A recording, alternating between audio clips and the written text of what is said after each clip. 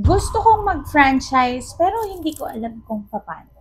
At ito naman ang top 10 things that you should know before kayo mag-franchise dito sa Pilipinas. Number 1, understand the Philippine franchise industry. Siyempre, dapat maging familiar ka din sa mga associations like Philippine Franchise Association, what are their recommendations, bakit booming yung franchising sa Pilipinas. Other than that, ano bang ini-aim mo na franchising? Doon sa mga sinabi ko, business franchise ba o product distribution franchise? Doon pa lang, madidecidean mo na kung ano yung gusto mong franchising business, kagaya ng nag-iingay yung aso ko sa likod.